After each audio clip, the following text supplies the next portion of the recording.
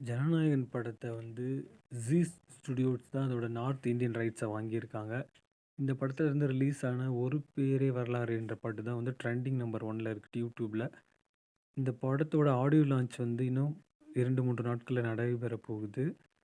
இந்த படத்தோட இணைஞ்சு பராசக்தி படமும் ரிலீஸ் ஆகுதுன்றத அஃபிஷியலா அனௌன்ஸ் பண்ணிட்டாங்க. இந்த பராசக்தி படத்தோட ஆடியோ லான்ச் வந்து ஜனவரி 4ஆம் தேதி நடைபெற போகுது.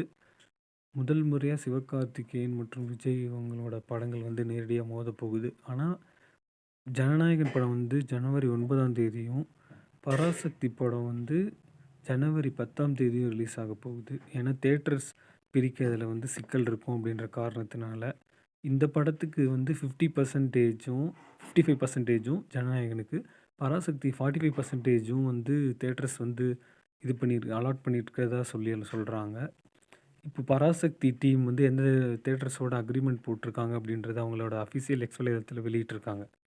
ஜித்து மாதவன் டைரக்ஷன்ல சூர்யா வந்து போலீஸா நடிச்சிட்டுருக்க அடுத்த படத்தோட லுக் வந்து இப்போ ரிலீஸ் ஆயிருக்கு.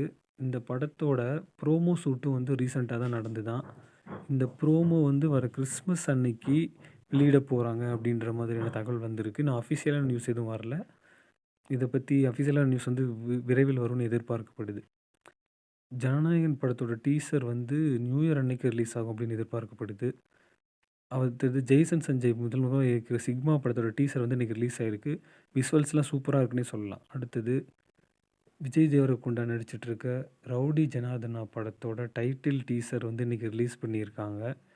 இது ஒரு புதுவிதமான படமா இருக்கும் அப்படின்னு எதிர்பார்க்கப்படுது.